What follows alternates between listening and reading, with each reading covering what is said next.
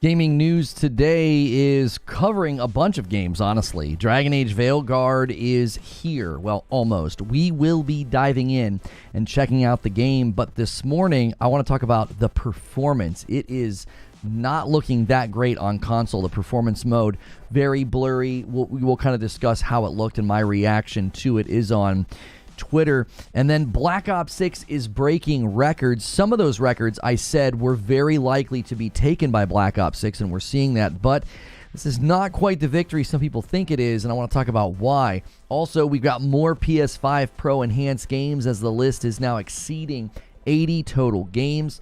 The Horizon Zero Dawn remaster Metacritic is not as strong as the original game, which is interesting. We'll look at why. And then a big change for the Wolverine game along with Perfect Dark and a strange turn of events. So I've also got some games for your wish list and your radar, and one of them I couldn't stop playing yesterday. So make sure you stick around for all of that. If you like this kind of content, be sure to hit subscribe and that bell button. And if you want to jump in and support directly with a membership, be sure to pick Member Plus. That way you can get into all of the extra content.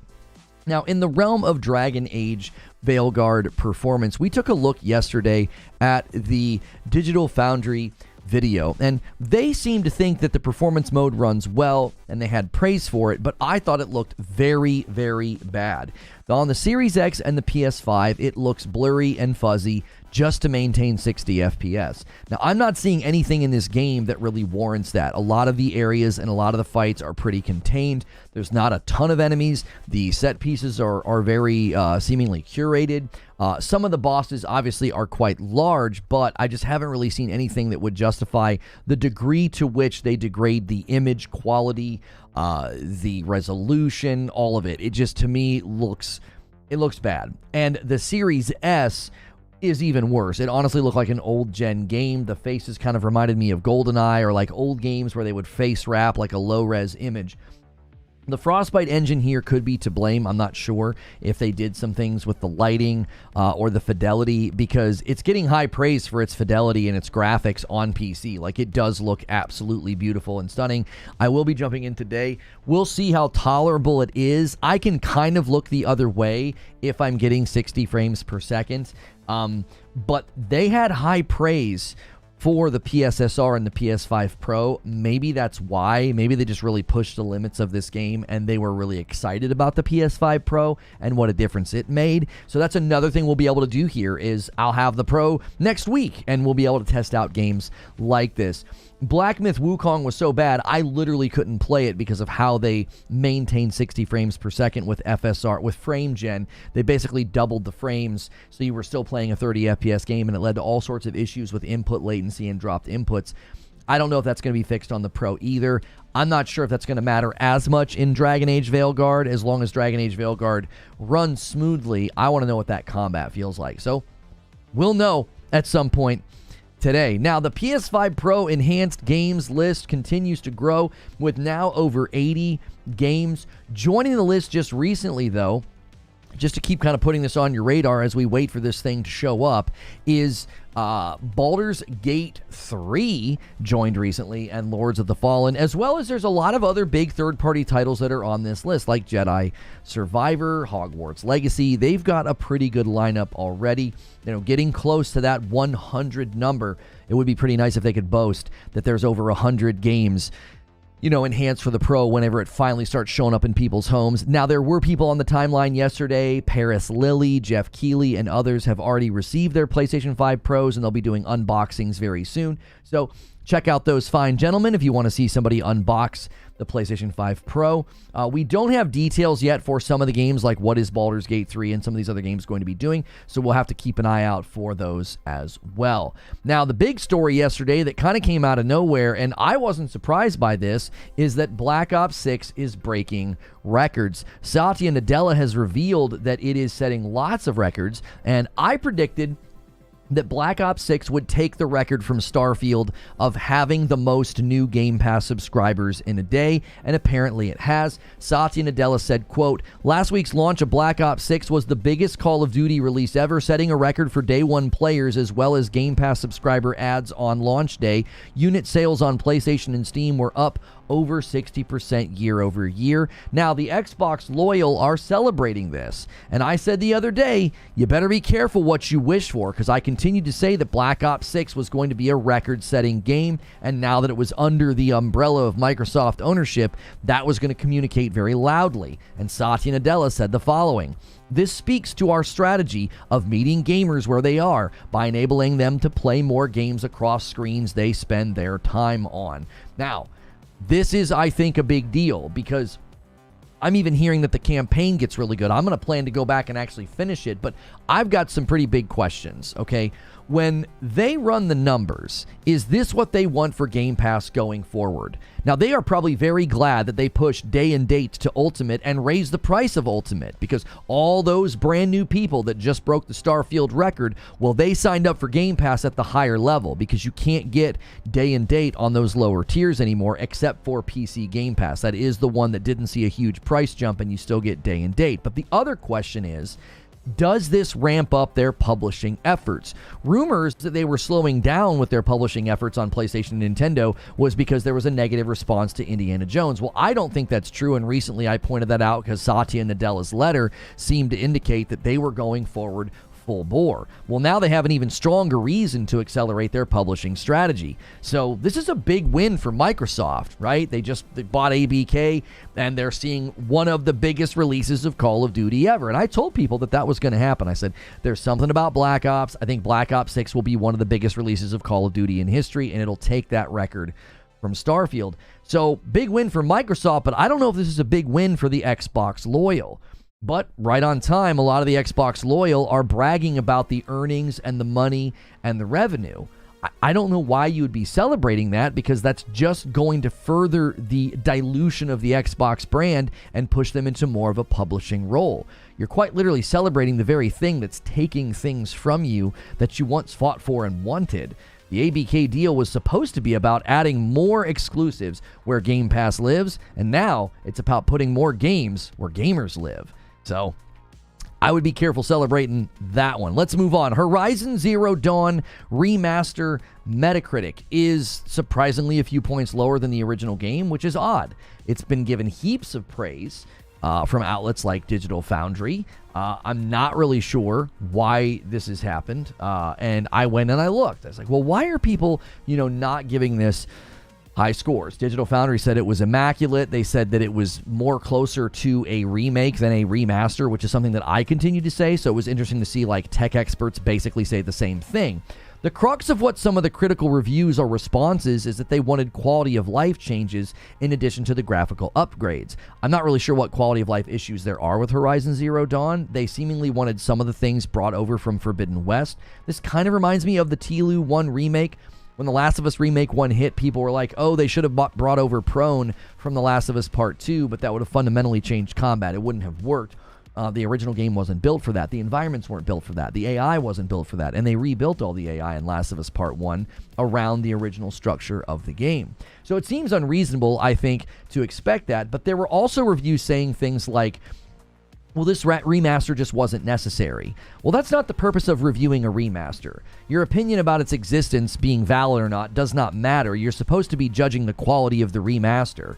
Is it worth diving into as a brand new player? Is it worth the $10 upgrade for existing players? Did they do a good job? The PlayStation 5 has around 20 million people in the player pool who did not own a PS4. That's 20 million people who have very likely never played Horizon Zero Dawn because it was a PS4 game.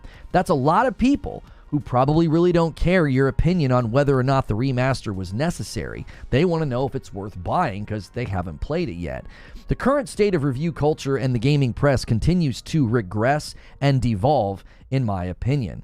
Issues with Dragon Age Veilguard, issues with padding scores of games like Cyberpunk in the past, and now we have a remaster being judged in an existential way. Well, this shouldn't even really exist. You're supposed to be telling me if it's good and if it's at quality, not whether or not you think it should exist. So, not really sure what's going on there. The people that actually broke it down at a technical level are saying that it is basically a remake for $10 for people who own it and $50 who don't. So, take that for what it's worth. Now, Wolverine could be in trouble. I'm not really sure what's going on here, but the Wolverine creative director has left. And this could actually be concerning given the timeline. This could be a good thing. It's hard to know.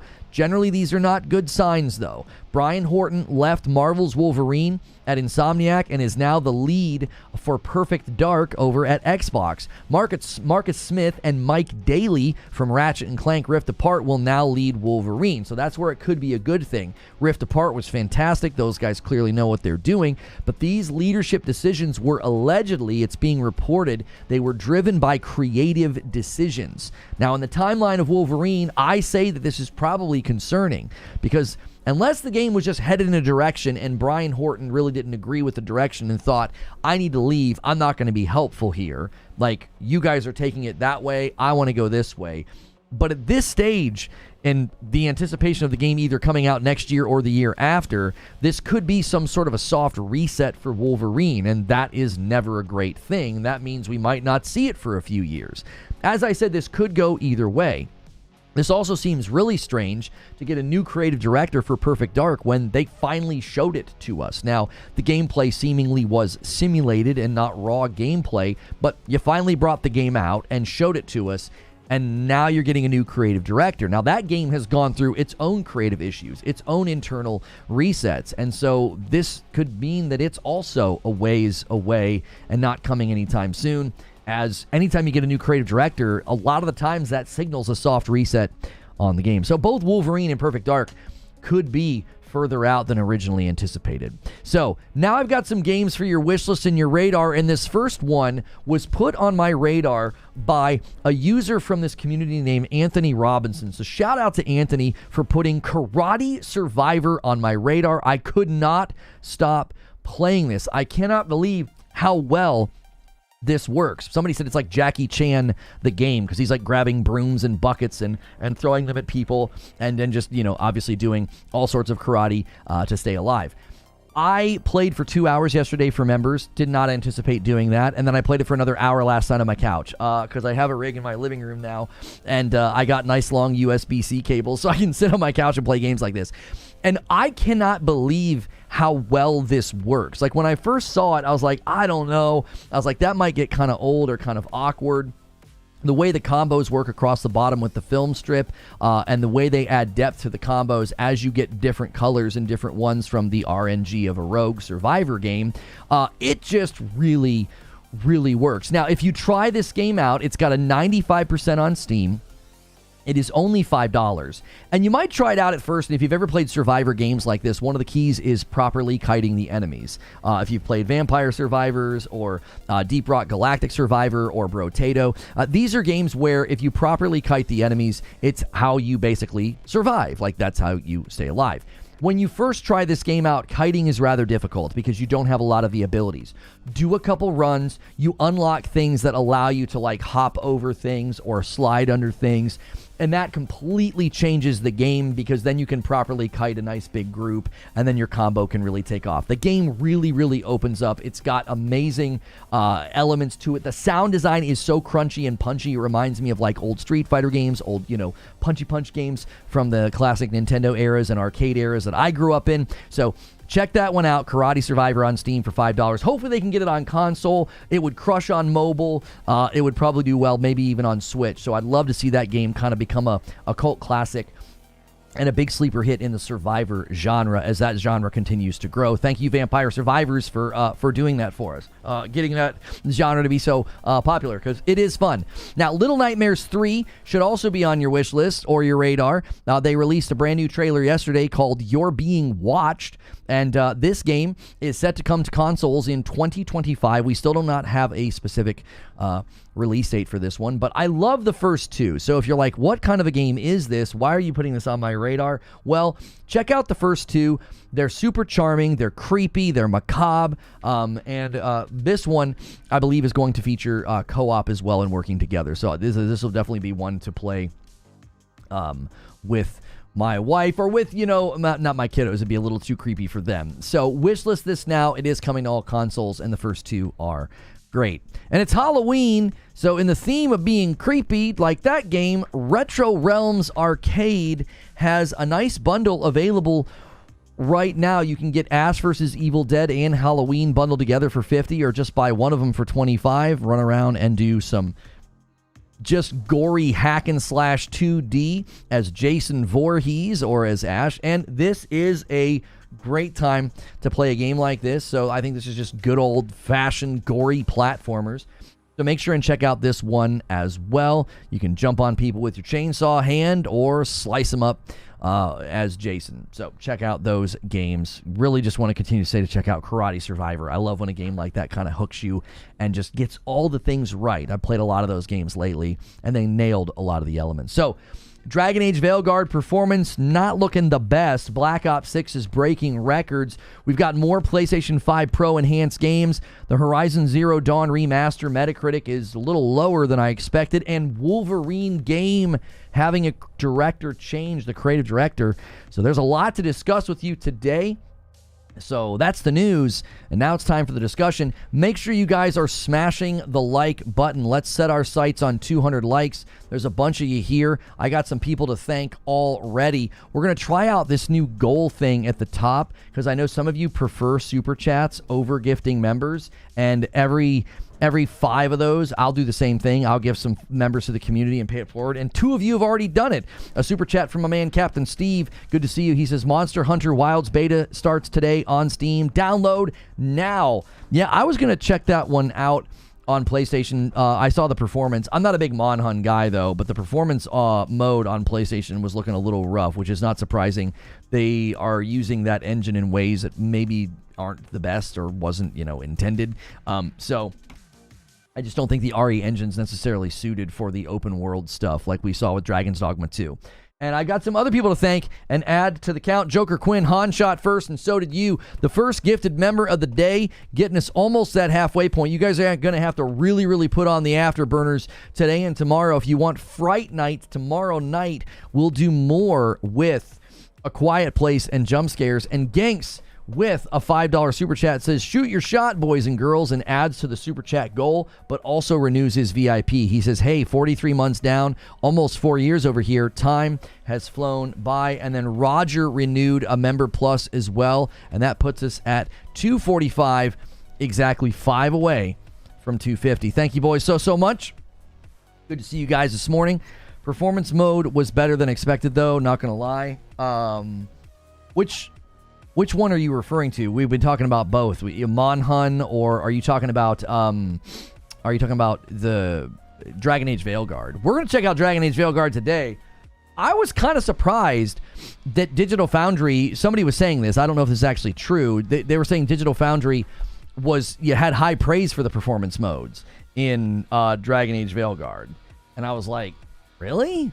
Like, it didn't look good. Hang on. I shut the office door. I got to open it. It always gets warm in here. Give me 1 second.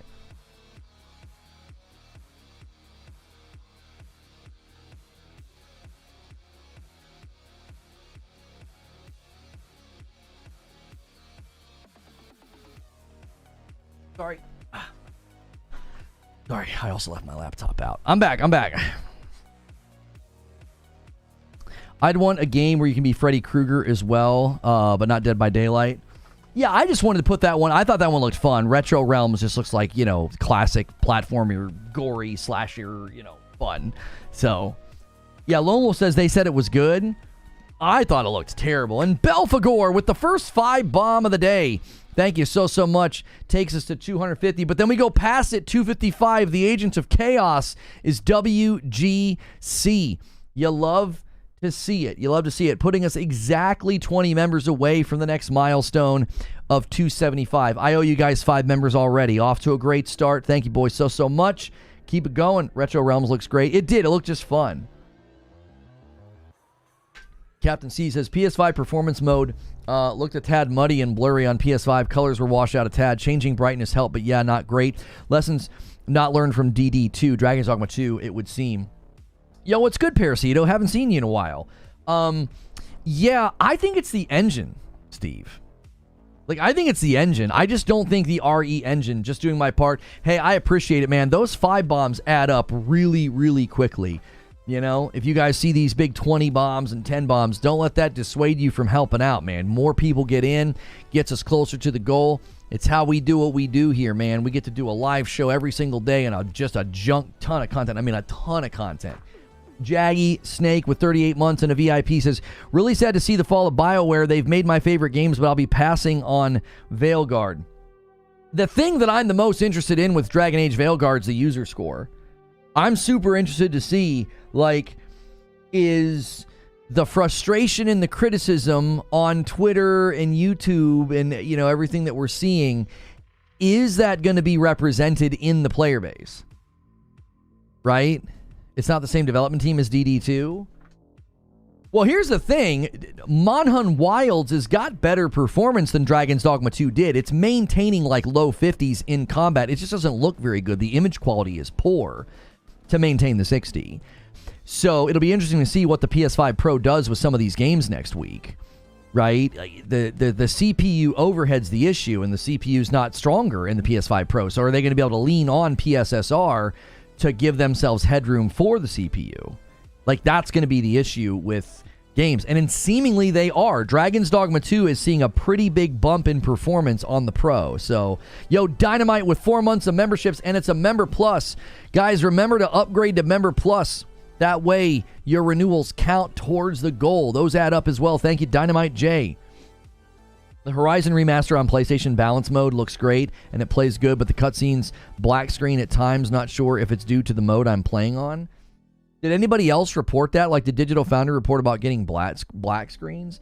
Atwood says, hit the like button, chat. Yeah, what are we doing? Get to 200 likes. Agent Atwood's going to come after you in chat if you don't.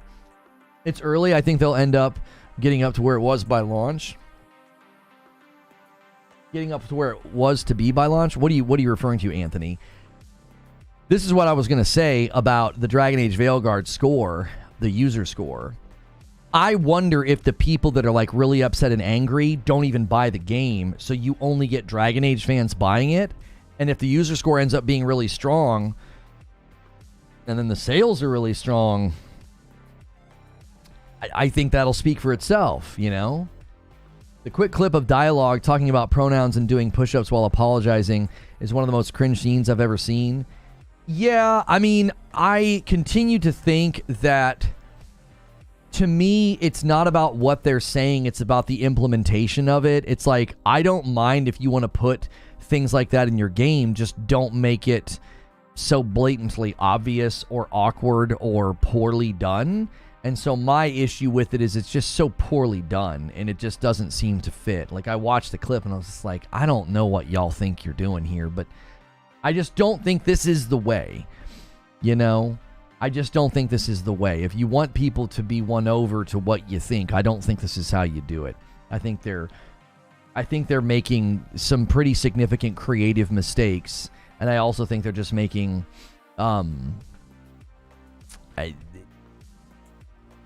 I don't know what you'd call it, but I feel like it's just leading to mistakes. And to me, I think it all gets lost in the screaming and the yelling of the internet. I don't think there's any good dialogue about it, but in general, I think this type of thing hurts creative process. I don't care to do the opposite of what people are so angry about. Like, I'm not in the mood or sort of the realm of like wanting to get preachy and scream and, you know, get really angry. I just want to say that a lot of these companies need to consider what they're doing to their creative process, what you're doing to your storytelling, and what you're doing to, you know, your characters and your pacing.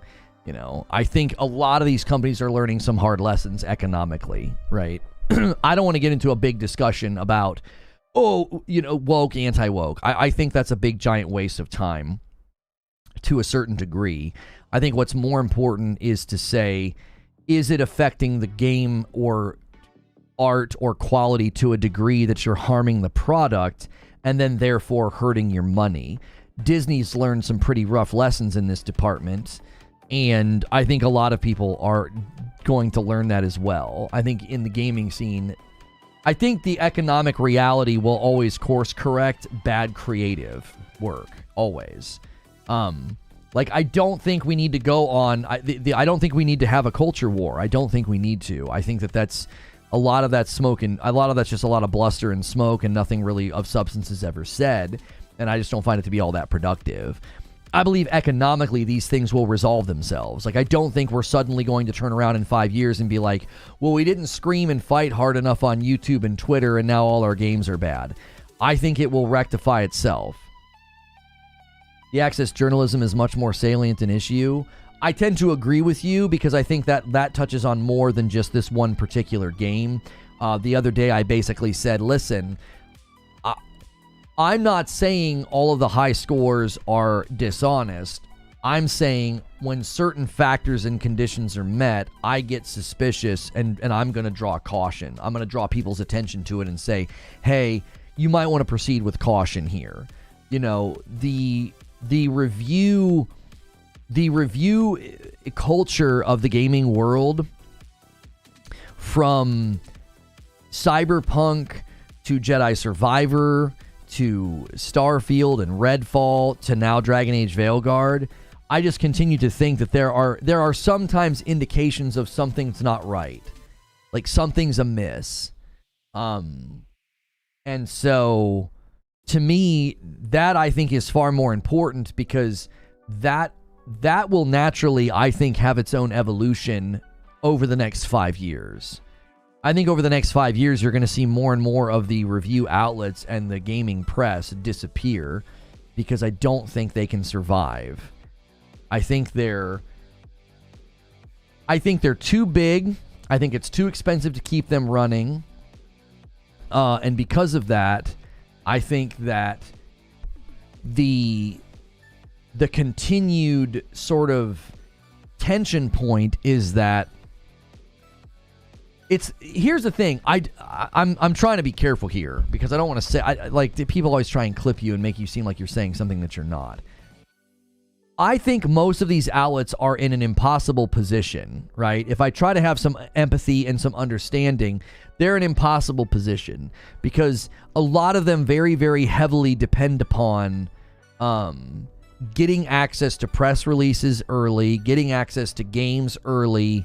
And so they are in a position of financial dependency.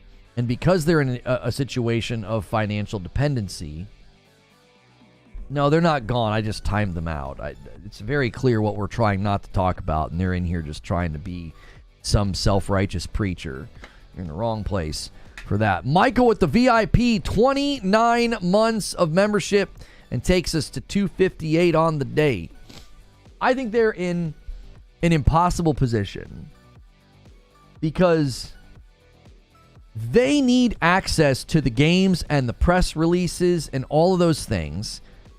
And the publishers and the developers need their games to look as good as possible and sell as good as possible. It's not a good relationship. Right?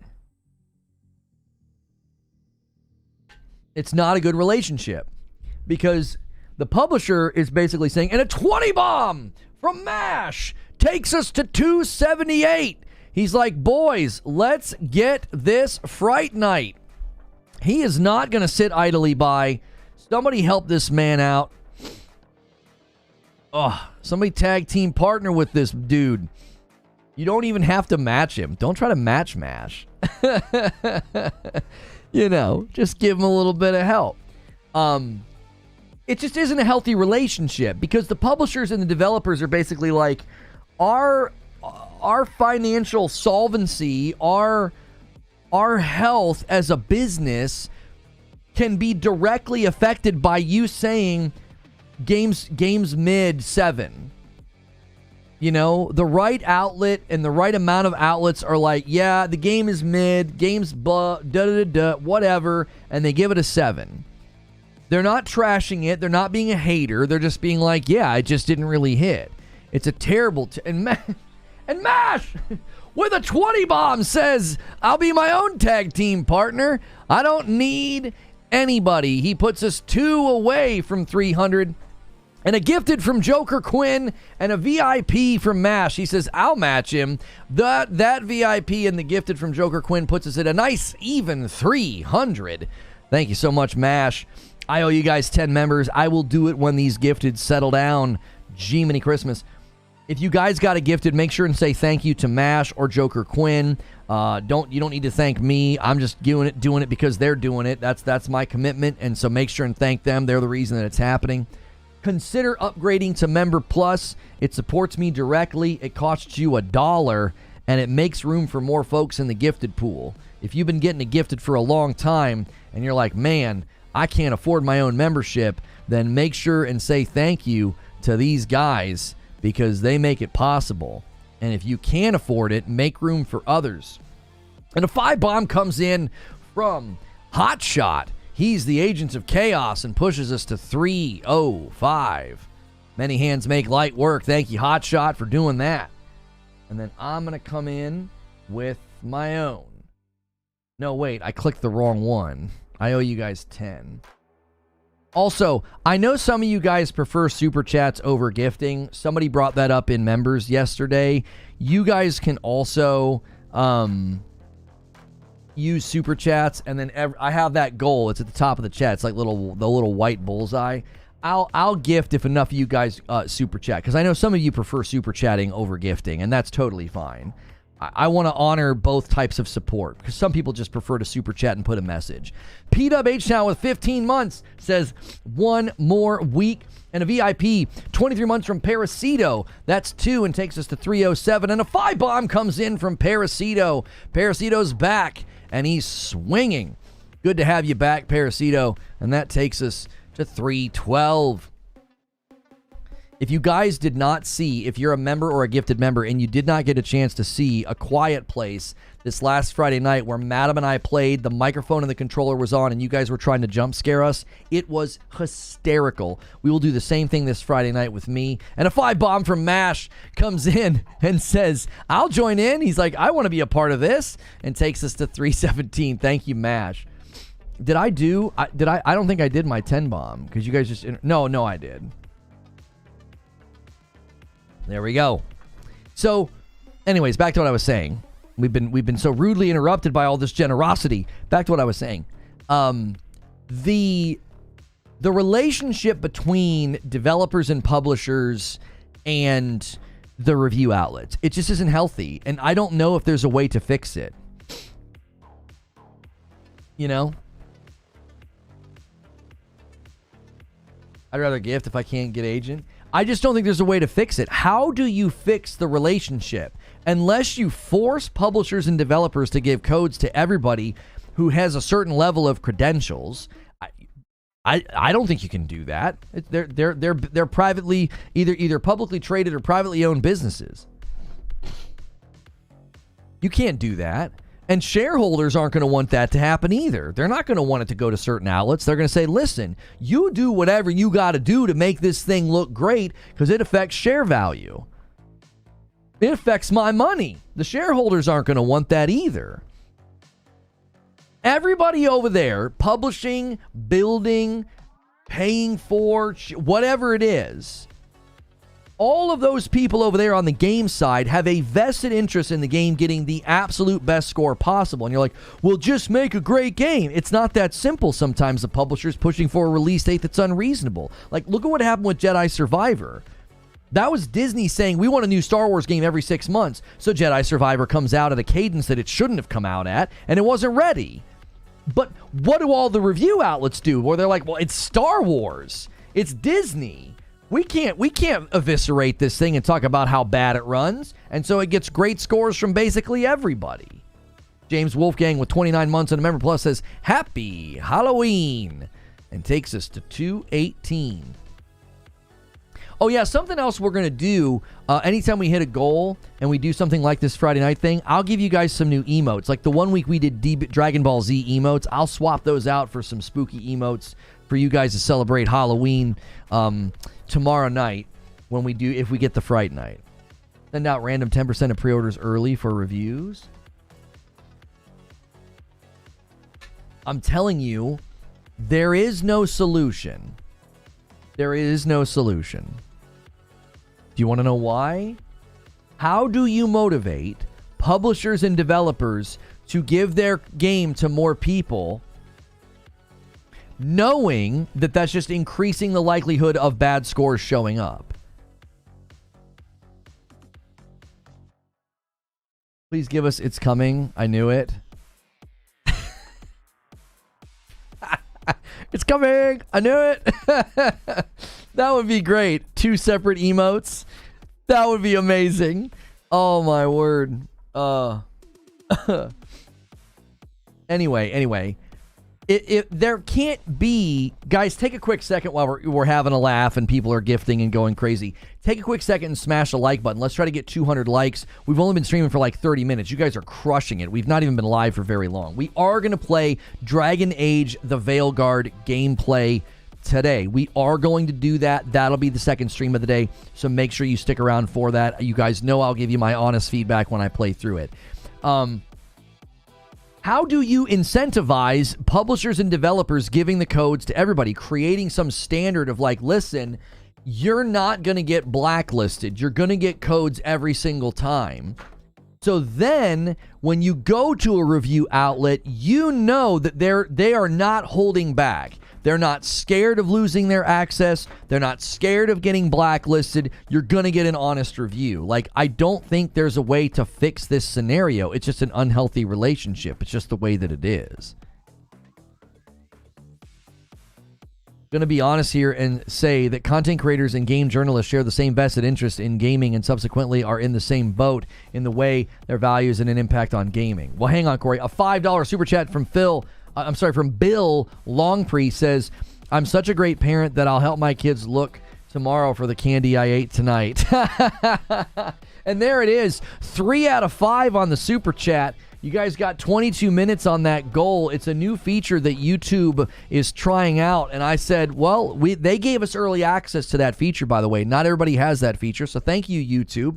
I would love for the feature to be about members and not super chats. But hey, some of you guys enjoy super chatting, and I appreciate you. It supports either way. So that's why you guys can also add to the gifted member count. I will gift 5 whenever you guys do that. And I'll actually throw it in the count when you guys do that.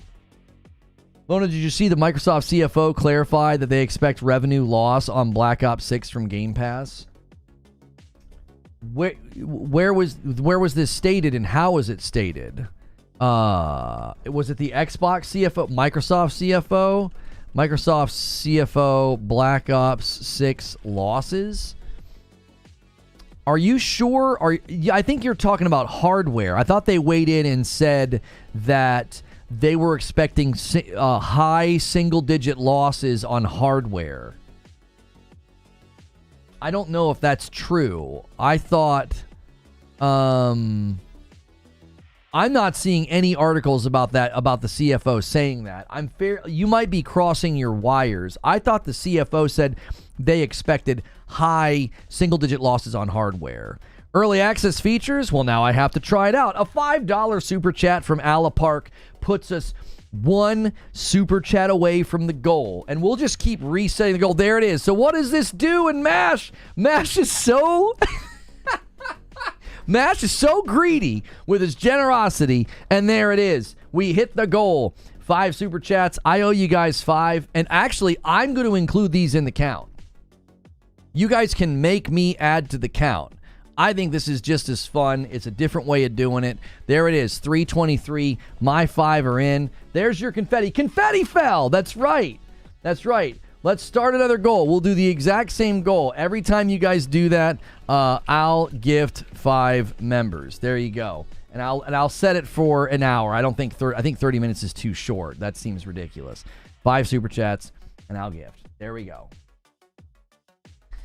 Oh, you should have waited, WGC. You did it a little too early. I can't add yours to it. You got to wait. You got to wait for me to reset the goal if you're going to super chat. Outlets would have to come together and act like a union against publishers, demanding they all act a certain way with codes. And a 10 bomb from MASH takes us to 333. Unbelievable generosity from MASH, dude. He's greedy with his generosity. He's like, oh, there's a super chat goal too? You nut. Anyways, to your suggestion, WGC, I don't dislike it. I'm always a little hesitant when I hear the word union. I'm like, I'm from Northern Ohio, and they didn't do great things up there. but they can. They certainly can. It's a mixed bag. Unions are a bit of a mixed bag. Ahead of launch, analysts expected Black Ops 6 to boost Game Pass subscribers between 2.5 to 4 million and cost them 6 million loss in sales. Yeah, that was Michael Pachter. Stop listening to him. Their analysis, not just his, but other analysis of that situation was so off in left field because a lot of them didn't even realize that people that were on Xbox console Game Pass were not going to have to upgrade to Ultimates to get Black Ops 6, and they were arguing as if they were going to have to upgrade to Ultimate, which is just not true. If you signed up brand new, you needed Ultimate, not if you already had Xbox console. It's coming! I knew it! Thank you, Incredible Black, with a $5 Super Chat tip, adding to the Super Chat goal. I appreciate you so much, my friend. Yeah, so I'm not necessarily opposed to all of the outlets forming a group that said, hey, you give us all codes, right? Or we're not going to review your stuff. Because listen, if all of the major outlets, GameSpot, IGN, Eurogamer, Game Rant, The Gamer, I mean, if every single one of those outlets with their YouTube channel reach and their platform blog reach, they basically said, listen, you either give us all codes or we don't. We're not going to review. And that's going to hurt your game because you're going to have way less marketing reach. The developers and the publishers really benefit from every single one of these outlets hitting their YouTube and hitting their Twitter feeds and hitting their blogs with reviews of games. They do. They really benefit from it. It's a symbiotic relationship. Here's one of the reasons why it won't work, right? The outlets are all competing with each other. They're all competing with each other. So they're all in the same boat. They're all trying to get the same clicks. They're all trying to get the same. I need a new microfiber. This is doing the smudge thing. And so I can't get my dadgum glasses clean. It just makes it worse. They're all fighting for the same thing. They're all fighting for the same clicks. So like, and IGN owns a bunch of them now, right? They own a bunch of them. So they have a vested interest in not playing ball and being nice with the other outlets because they're like, no, we want the clicks, right? We want the clicks. We want to get the access. So they're not going to be like, oh, let's team up with these other outlets so that we all get codes all the time. Like I said, the relationship isn't healthy. The relationship in the review meta is, you better play ball or you might not get codes in the future. And getting codes in the future, that's not the only thing they get that's worth money. They also get the, this guy says, hello, do it and show the benchmarks. This guy's that you could buy a pre-built $800 PC that'll match some of the titles and outperform the PS5 Pro. Do it. Do it. Buy the $800 PC and do the benchmarks. I can't wait. I can't wait for all the channels that continue to drive that ridiculously dumb narrative that you can buy a PC for roughly $700 to $800 that'll outpace the PS5 Pro. Do it. I can't wait to see your benchmarks of Horizon Forbidden West and Ratchet and Clank. It's just going to be great. Oh, that's right. None of them are going to do it. They'll just seethe, maul, yell, scream, and grift before it comes out. And when it does come out, none of them will put their money where their mouth is. That's an easy prediction to make. We'll get to the end of November, and I bet you like only a handful of the outlets with integrity will actually show you side-by-sides. Here's a $700 PC. Here's the PS5 Pro. Let's take a look at how they benchmark test the exact same games. And the PS5 Pro is going to kick the crap out of your $700 PC. Do it. Benchmark Horizon Forbidden. You could do it right now, by the way. You don't even need to wait for the Pro. That's what I continue to say. You don't even need to wait for the Pro. Go buy your bargain bin $700 PC, used parts, whatever the frick you got to do. Go do it, and then let's see how well it runs Ratchet and Clank and Horizon and God of War. Let's just see it. Let's see how amazing this $700 machine is. There is a surprising lack of videos about that. It's almost like nobody wants to do it. It's like they don't want to do it. They want to scream and yell and, call people like me a retard. Well, go do it, man. Go do it. I'll do it for you. I'll PayPal you $700 so that we can all see you look like a clown. That's worth $700 to me. It is. I would take great joy in sending you $700 so that you could build the PC and publish the benchmarks of games right now that you can run really, really well on a PS5 already. Let's see it. A $5 super chat from Cat Uncle adds to the super chat goal and says, we obviously still need early access reviews because no way a person can provide a useful review getting a game on release date, double-edged sword. I don't disagree with you. I don't. A GPU that's as fast as 7800 XT is good enough for PS5 Pro performance. Do it. Do it. Go spend $700. People are spending more time yelling, screaming, seething, and screeching in the comments and on Twitter. They're spending more time doing that than just putting their money where their frickin' mouth is.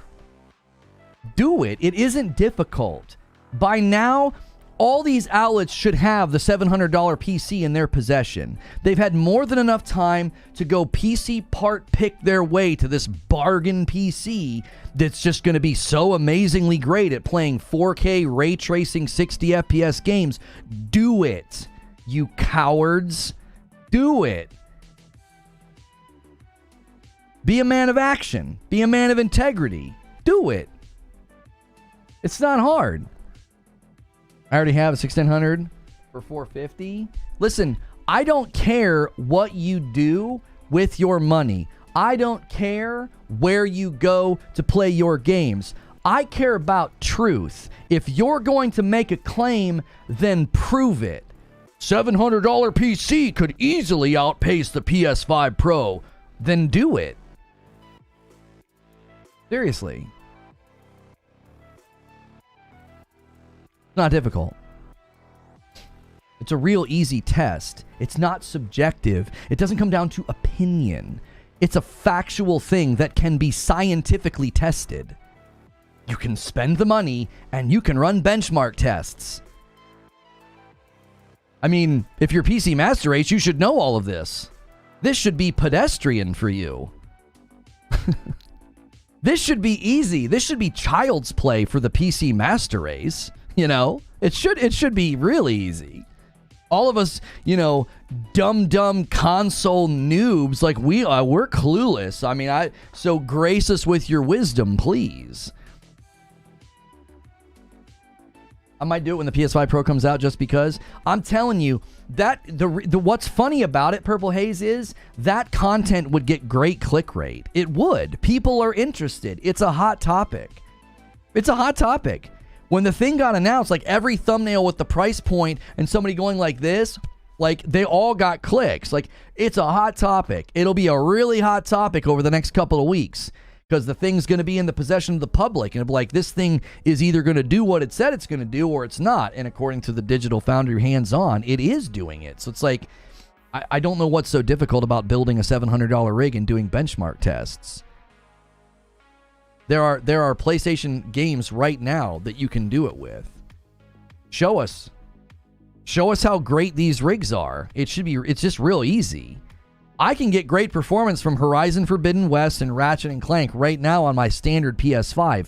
Can you even get that level of performance on these all-powerful $700 PCs? Anyways, back to a discussion that's actually worth having. Corey says, on the reviews and media topic, see my earlier... Okay, Corey says, the review process cannot be fixed because reviews are not about games. They are about a way to confirm bias. It may not be the intention, but that's the way they are used. Reviews and content creators. Well, here's the thing, Corey. Here's the thing. You always win by the law of large numbers. If you only give 10 people a code, what you're saying is largely true. We wouldn't get a consensus. It's like, well, it's 10 people. what if 6 of the 10 people don't even like these kinds of games, right? You send 10 people codes to a fighting game, and 6 of them don't like fighting games. Well, you're not going to get a good consensus because bias and preferences and gamer palette is going to completely sabotage the entire process. But when you send the code to 200 people, you're probably going to get a pretty good consensus. Or 200 outlets, because at least, you know, the reason the outlets are helpful is because when you send a code to IGN or to GameSpot or to Eurogamer, they have somebody in-house that likes fighting games, racing games, RPGs, whatever.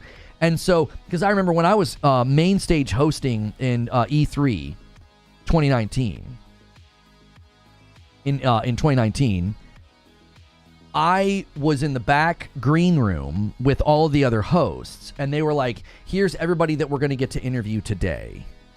Here's everybody we're going to get to interview. And they're like, who wants this? Who wants this? Who wants this? Who wants this? And so Call of Duty came up, and I said, I'll take it. I said, I've played Call of Duty since the first. I'm a huge Call of Duty guy. I've played him for a long, long time. And everybody else was like, no, thank you. There were the females. They were like all about the Pokemon and like the anime stuff. Then there were the males. The dudes were like, yeah, we like more indie titles, more unique titles, Devolver and all of that. And so like I was the guy for Call of Duty. I was like, yeah, I'll take Call of Duty. And so it was awesome. Like I was really excited. But that's a perfect example. You got like 5 or 6 or 7 people in a room, and you can say, who wants this racing game? Who wants Call of Duty? Who wants this? Well, when you do that, you're able to get, I think, a better consensus of the game of like, hey, is this any good? Because when you do that, then you're also getting exposed to lots of different opinions, because you're going to have somebody say, I didn't like what they did with this, or I like what they did with this. Like, I think that's really, really helpful. So the more outlets that get their hands on it, and the more diverse those outlets are with respect to like having people in-house that like or dislike particular games, I think you get a very, very good consensus of the game's quality.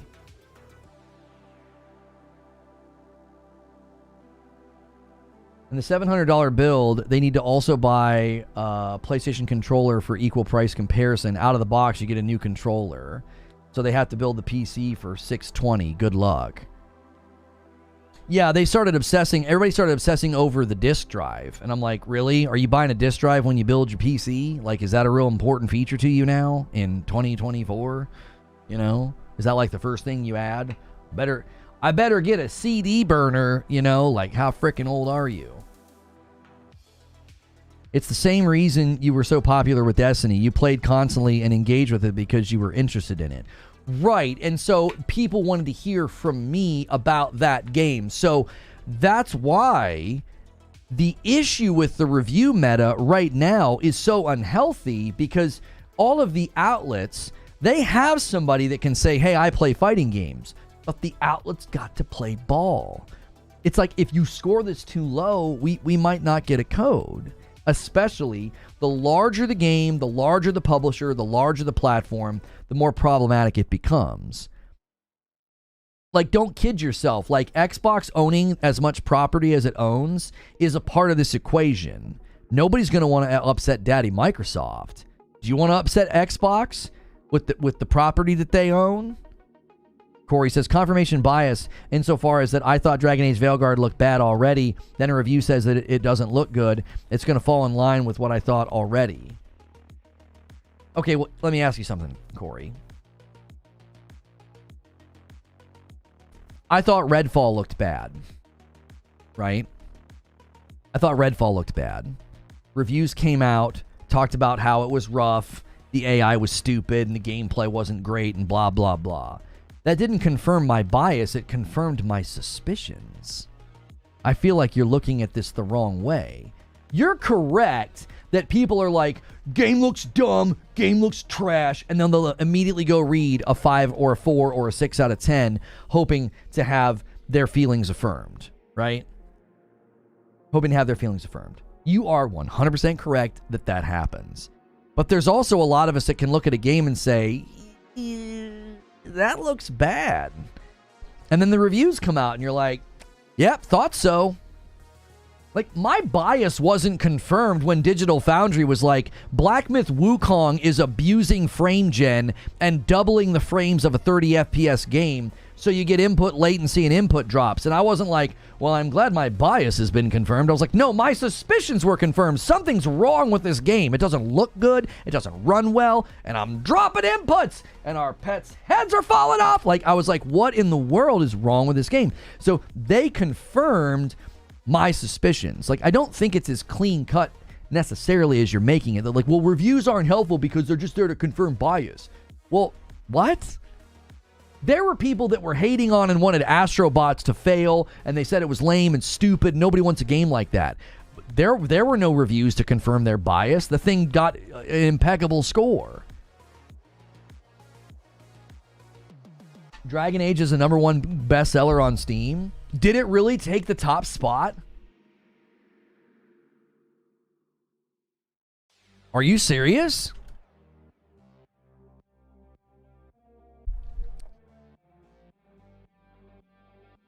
Oh my gosh.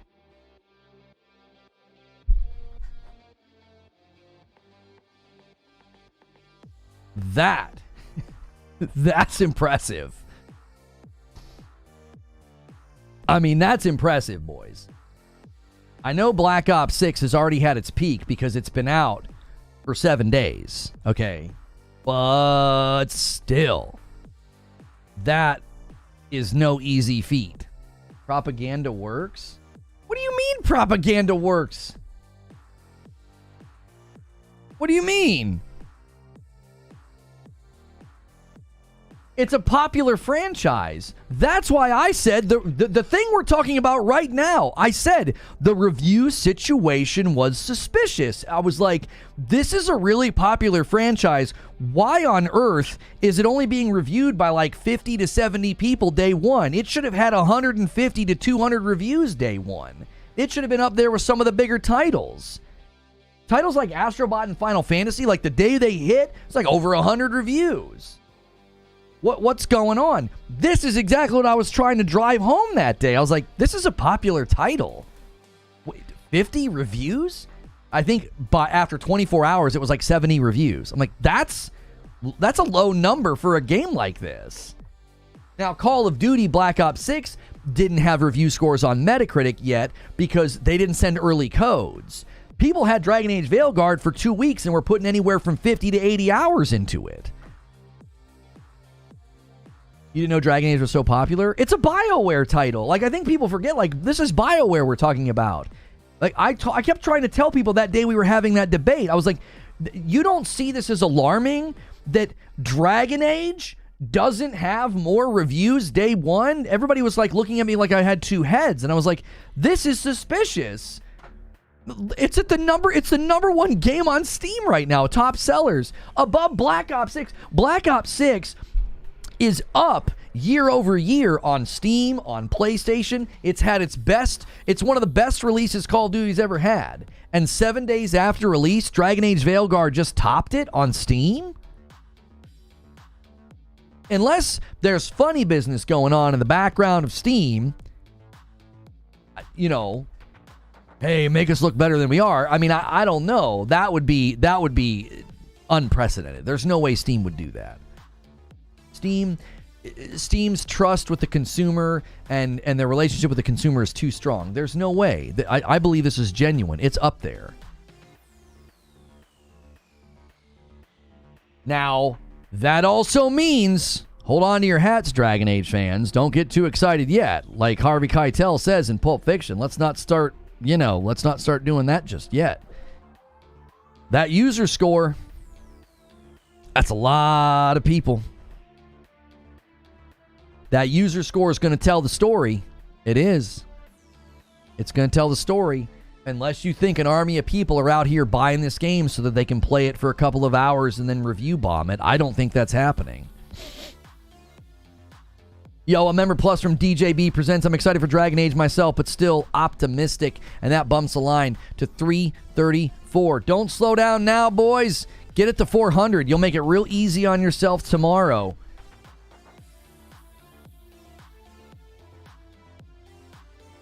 Some of you guys live under rock, says Nightfire. People have been wanting and waiting for Veilguard for 10 years. Dragon Age is a hugely popular RPG franchise. That's not deniable. Where's the review count now that there's been extra time? Dragon Age, Veilguard, Metacritic.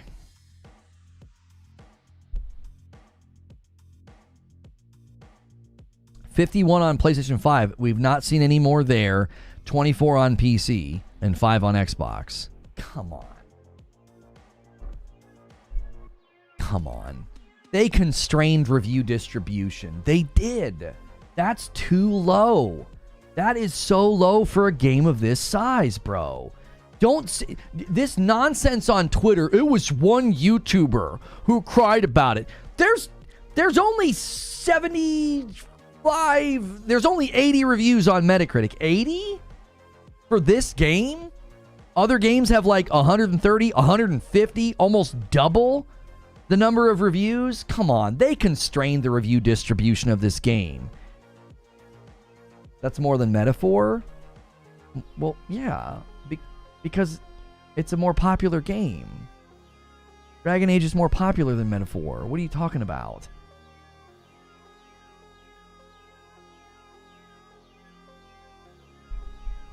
Metaphor currently has... Nope. You're actually wrong. You're actually wrong, funny enough. Interestingly enough. Metaphor has 111 reviews right now. 111.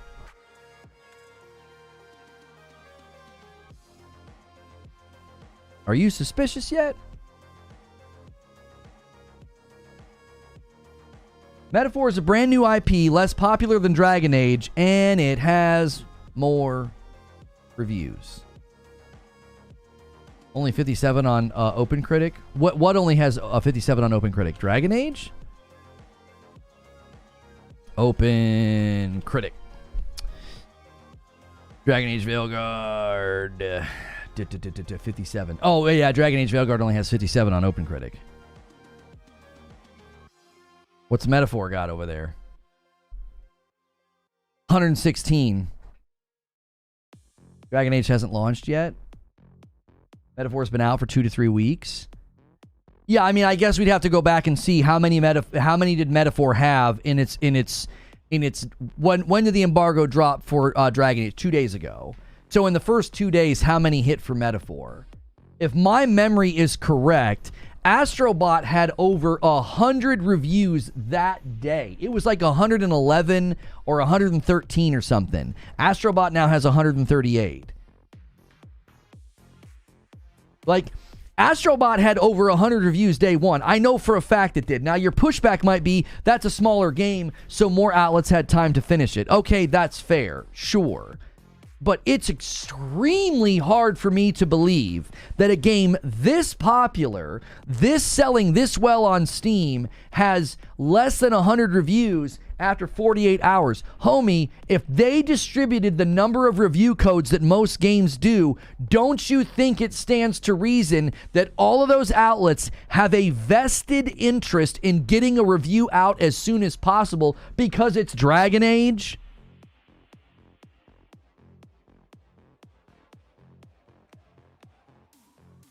It stands to reason. It's the number one selling game on Steam right now. If, let's just take the hypothetical and say they did not constrain review code distribution. They gave the same number of outlets as they typically do. It stands to reason that all those outlets would say, do whatever you have to do to prioritize getting a review for this. 80 to 100 seems right for third-party games. I don't know. My suspicion is they constrained review distribution. That's my take on it. I believe we have evidence that they did. They had people involved that were going to the preview events that were suddenly cold-shouldered. That means at some level they had a process where they said, we're limiting who gets codes. I'm not even saying what the reason was. I'm just saying I believe we've got clear evidence they constrained review distribution of this game. really big popular games, they don't do that. Like they send codes to everybody, and then you get hundreds of reviews that day. What's another big third-party release that let's see.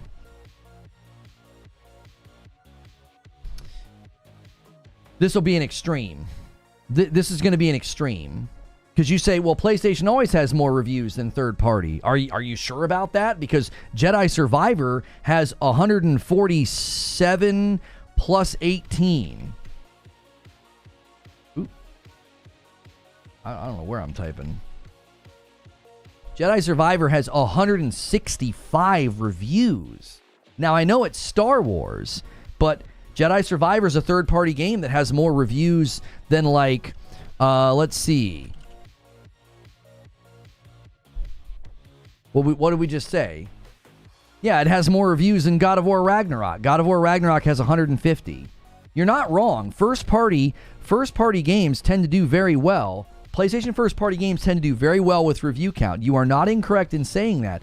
But big third party games get lots of reviews. They do. And a Star Wars game's obviously the extreme. What did I say? 165? Is that what I said? Yeah, 165. That's obviously an extreme. It's a Star Wars game. So, there's your extreme. 160's way up here, and Dragon Age is down here with 80. It's like, what? Dragon Age should have more. I firmly believe it. I firmly believe that there should be more reviews. The thing is the top-selling game on Steam right now. And outlets aren't going to come out and say anything, because if they do, then they worry about future blacklisting from other publishers or from other developers. I mean, that's what we're talking about, isn't it? We're talking about outlets not getting codes. We have evidence that they didn't get codes, and then nobody's going to draw any attention to it. Look at how Homie was treated. Look at how Fextra Life was treated. Targeted by the typical actors on Twitter,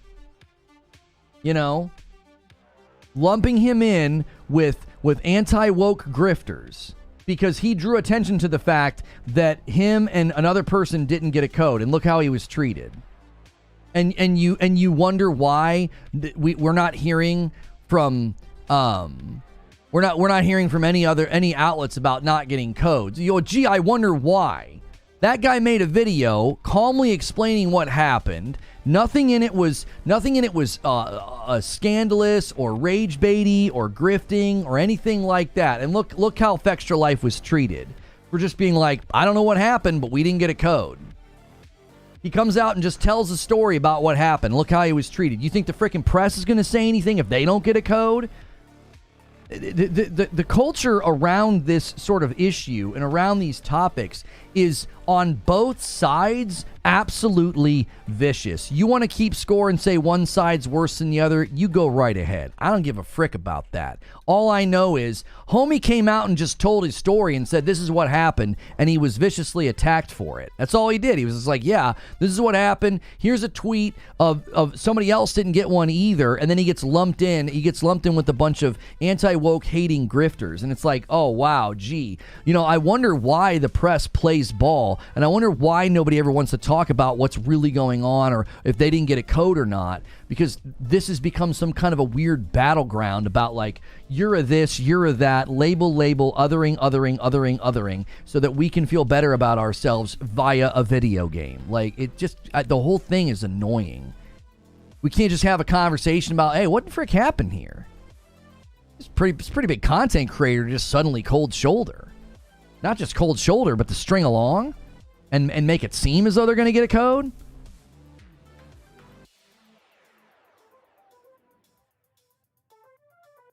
The last Dragon Age sold 10 million copies. That's pretty good, isn't it? Yo, Raven with a VIP. Let's hit renewal, chat. Keep it going. Loner, you're doing great. Haters hate. Thank you so much. That's almost 3 years of membership, Raven. Thank you so much. Bumping the line to 335. And guys, remember, you can make me add to the goal now.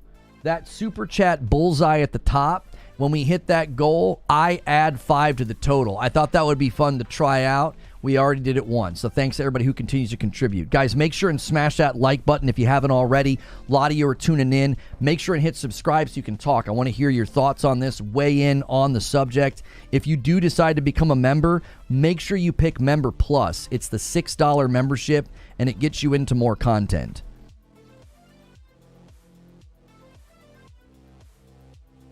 Inquisition reviews. So I know this is a lot longer ago, and once a game's been out for a while, the idea that like a bunch of people are going to come back and review it. Astrobot had like 133 reviews its first week. It now has 138. So this idea that like, oh, a bunch of time has passed, and that's why these games have higher review counts. 117 reviews on Dragon Age Inquisition. I wouldn't be surprised if in the first week it had about 100. And it slowly got more. Purple Haze with a $10 super chat adds to the super chat goal and says, compare Dragon Age review numbers with prior Dragon Age review numbers. That's the more liked comparison with other industry players. Right. And so we have 117 for Dragon Age Inquisition. Do you understand what I'm saying? Like, Astrobot had 133 reviews its first week. I remember seeing them. I remember seeing that number. It now has 138. It got a whopping 5 more reviews after it's been out for how long, right? So when Dragon Age Inquisition has 117, I guarantee you most of those reviews landed week 1. Like 105, 101.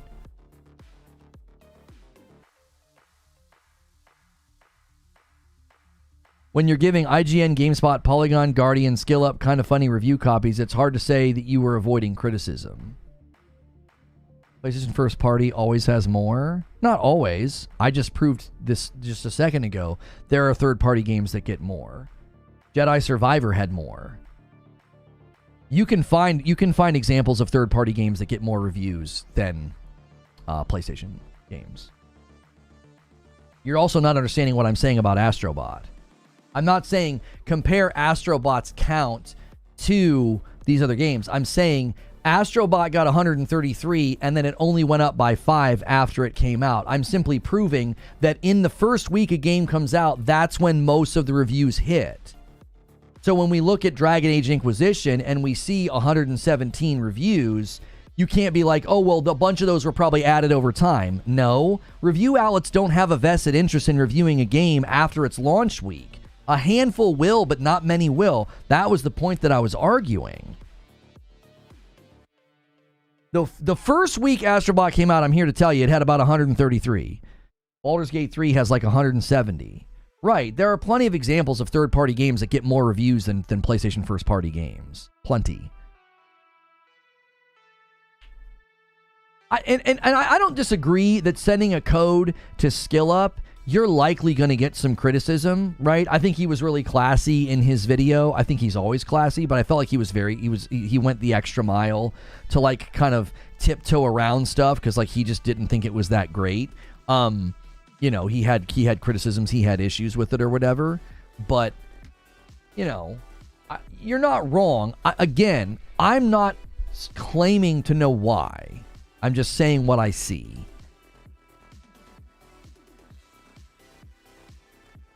I don't know why they constrain the review codes. I don't. I think it's easy to presume a couple of things, but I'm not even getting into the motivation. I'm simply saying, this is what I see. I see a game that's constrained its review process, and we will find out very quickly if there was strong evidence as to why they did that. Right? It's the top-selling game on Steam, so buckle the frick up. It's a lot of reviews that are going to be coming in the next 24 to 48 hours. That's a lot. And if you want to try to argue review bombing, I'm going to have a hard time believing that a bunch of angry anti-wokies are going to buy this game for $60 so they can review bomb it. I don't think they're going to want to give money to the game. I don't think so. After watching his review, I'm baffled as to how it got a 10 out of 10. You and me both.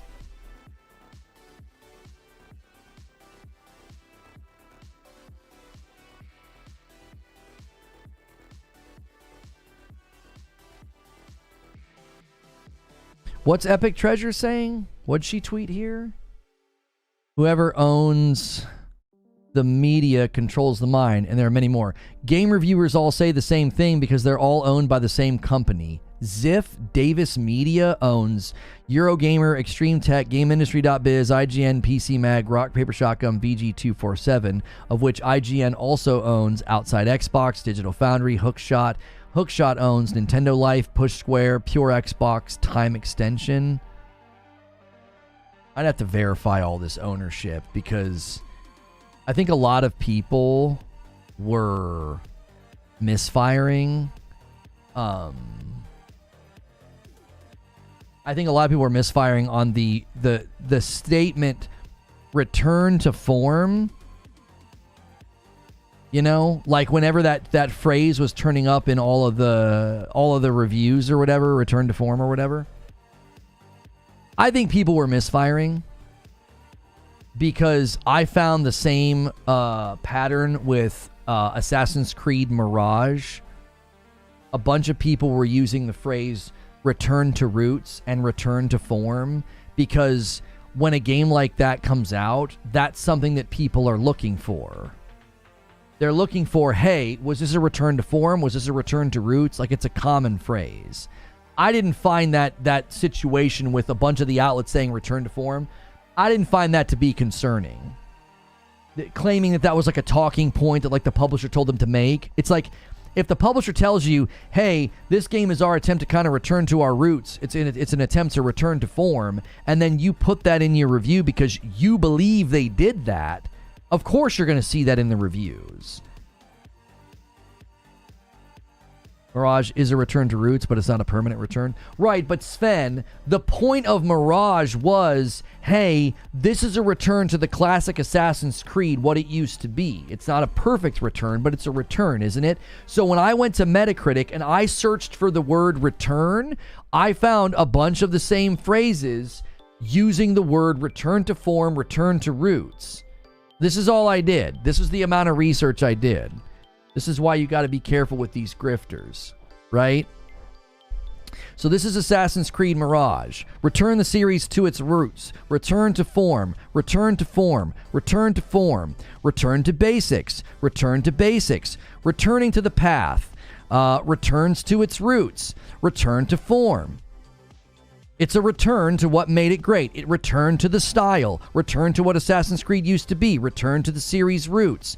Returning to the stealthy style, return to the original identity, returning to its roots, return to the classic stealth formula, return to roots, return to the classics, return to form, return to the roots. Do you see? It's just a phrase that people use. And in the context of judging a new Dragon Age or an AC game going back to its form, of course a bunch of people use that phrase. That took me 30 seconds to research. I was like, I don't think that there's a problem here. Like, I'm going to judge Veilguard, and I'm going to be honest about it. I'm not sitting here simping for Veilguard. You guys know that. I've been kind of critical of what it looks like, and I'm not going out here and I'm not going to rage bait grift, but I am a little bit critical and obviously concerned about some of their decisions with putting modern day stuff in the game. I think that that's ridiculous. I think that hurts your game. I think that hurts creative process. It hurt Rings of Power. I don't want to debate that with you guys, but I think it hurt that significantly, and I believe it's probably going to affect Veilguard, and that's just my opinion. But so I'm not sitting here simping for Veilguard, but Jiminy Christmas, be a critical thinker. Return to form. Oh, they're all saying return to form. They must have been paid to say this. They must have been told to say this. What do you mean? It's a common phrase. Go search it. Go search it. It was an Inquisition? I don't care.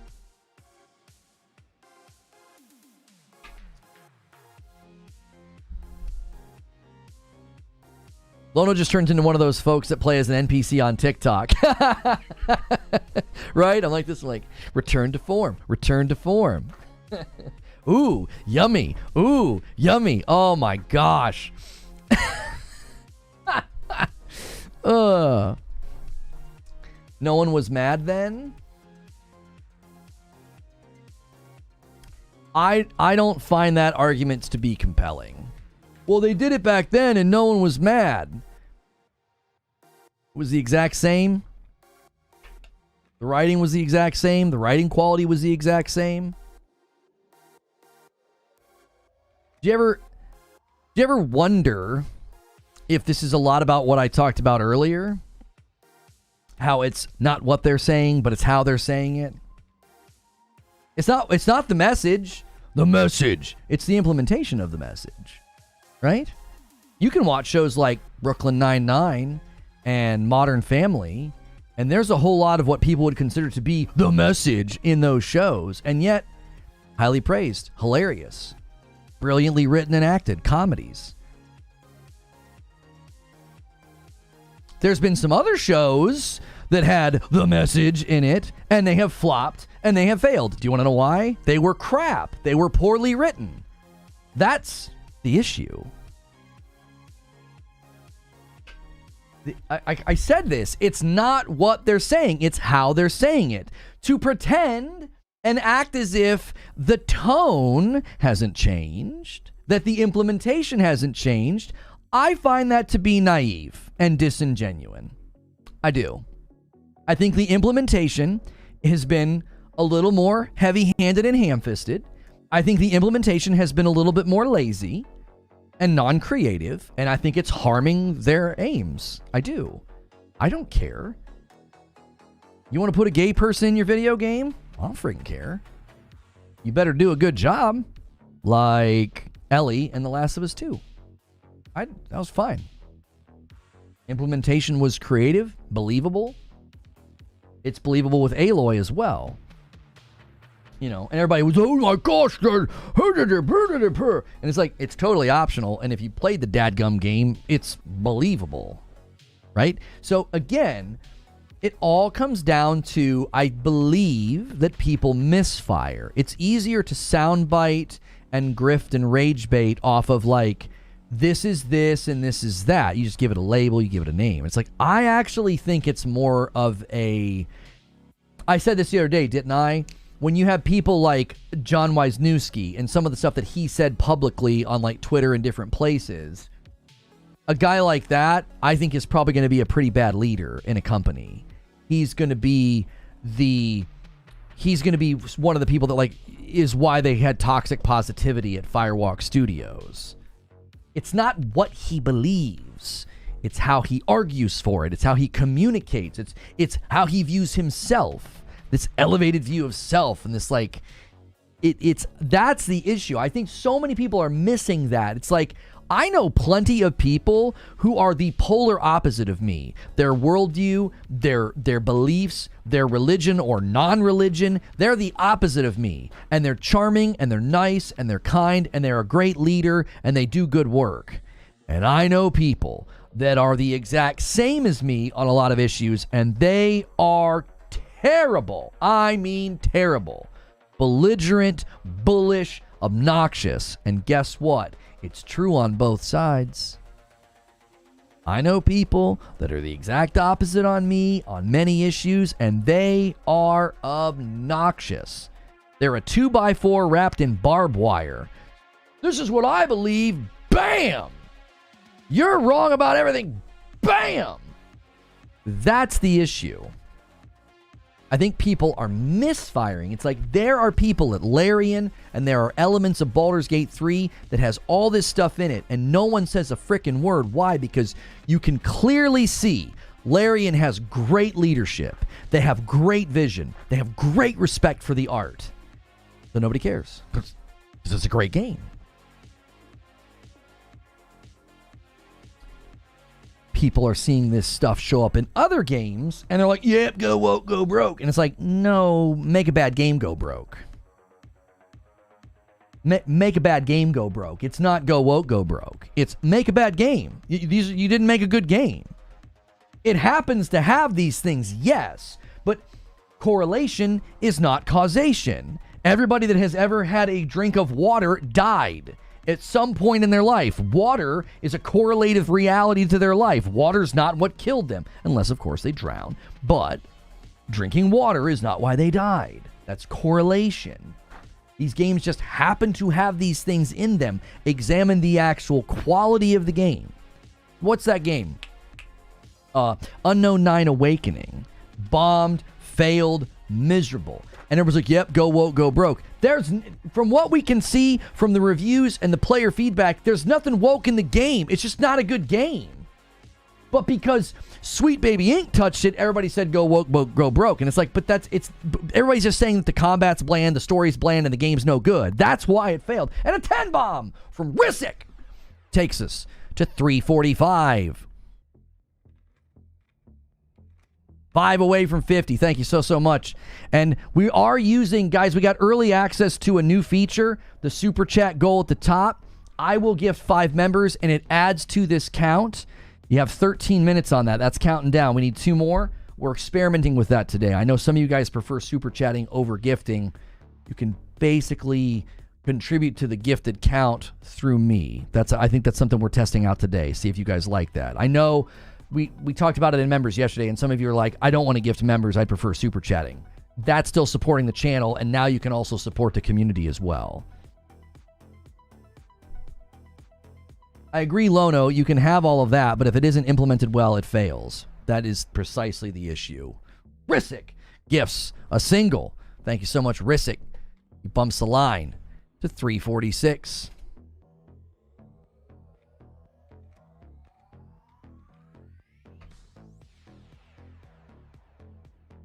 Wolf Saints nailed it? What did Wolf Saints say? You're saying he nailed it. I'm curious what he said. Oh, it got pushed out of chat by a 5 bomb from Rissick. He became his own agent of chaos. The preemptive agent of chaos. You love to see it. Jiminy Christmas Rissick. He's like, single, then a 5.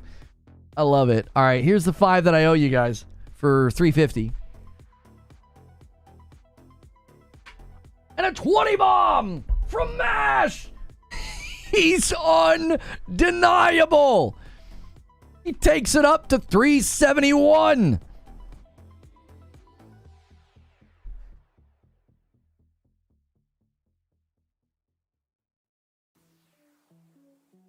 I'm not saying that this is coming out of your mouth and this is not me quoting you. What I'm getting from this discussion is that these issues in a game like Baldur's Gate and the game sucks, those things are suddenly bad.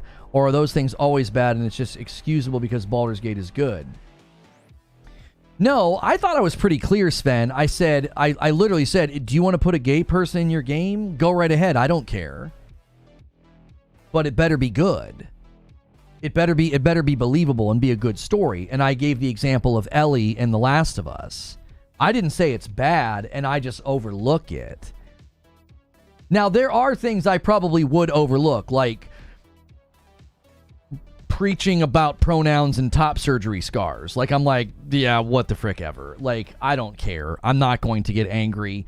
My personal opinion is that that doesn't really have any place in the game, but I can get over it. Those are not make or break issues for me. Everybody's different. Everybody's different. What I've been saying, Sven, is a lot of the times the presence of those things, I think, is evidence of somebody who's a bad leader. Somebody who's coming into the creative process with an agenda and something that's far more important to them than just making a great game, and then the game quality suffers. I'm not like, hey, how dare you do that? I'll overlook it if you make a good game, though. Does that make sense? Like, I don't freaking care if you want to make a game and one of the characters is transgender. That doesn't matter to me. I'm like, fine, those people exist in the world, and they might exist in this video game. Right? They might exist in this video game. There are times where I think they probably wouldn't exist, like Dragon Age, but whatever. There was a transgender character in Hogwarts Legacy. I didn't care. Now, there were people that argued that it was a virtue signal and they did it just to make people, to like appease people. So there were actually people on the more like anti-Harry Potter side of things that were actually angry about that. They like the anti-wokies didn't seem to care. They were just like, whatever, because it was just some random character in like what it was like the bar. Not the bar. The kids can't go to a bar. The place where you get the butter beer. I forget the name of it. But the point is that I'm saying a lot of the times you're misfiring. You're saying, oh, they put woke stuff in the game and the game sucks. It's like, no, the game sucks because the game sucks. Those things aren't the cause of the game being bad. The game being bad is you had bad leadership, bad writing, lack of creative vision, whatever. Yeah, Hogsmeade. That's my point, is it's like, you can have the presence of these things in a game and nobody notices because it's done in a good way. It doesn't harm the art. I referenced some TV shows as well. I was like, these TV shows were fine and celebrated. Why? Because the presence of those things were just a part of the story. They weren't like this other thing. And that's what I mean. Like, a lot of the times, the presence of these things, I believe, represents bad leadership or bad artistic vision, because they're more worried about putting that into the game than making a good game. And that's a sign to me of somebody that isn't going to be a good leader, isn't going to listen to criticism, right? Like, Concord didn't fail because of pronouns. But the pronouns being in the game are attached to somebody who I think there's evidence this guy wasn't a good leader. Right? Everybody can have views that make them a bad leader. You can be like dyed-in-the-wool, anti-wokey game director, and you want your game to be like super traditional in all facets. And you can make a crap game because you're a bull and you won't listen to anybody. I just approach these things with the mindset that not everything in a game is made for me. I don't partake in those things in my personal life, but I realize there's others that do. Well, sure, there's room for misfires and ham-fisted stuff, and so much of the crap is overblown on the internet now. It's frankly exhausting. Like I said, I'm always trying to look beyond the thing. I'm always trying to look beyond the thing. Pronouns in Concord? Who gives a frick? Look beyond it. What's behind it? Top surgery, scars in Dragon Age Veilguard? No, shut up. Look beyond it. Is there a deeper issue here? The game's going to be out, and we're going to know. We're going to know in about 48 hours if this game is at quality according to the users. Is it a good story? Is it a good RPG? Is the combat good? Right? I think what people are doing is they're basically doing like worldview checkboxes on both sides. On both sides. And if the things aren't checked or they are checked, then that's a problem. To me, it's like, it's so much deeper than that. It's like, did this harm creative process? Did this hurt the game, the story, the writing? The core issue, not the symptoms. Exactly. That's what I've been trying to get at, Bajanga. Is this a symptom of a deeper problem?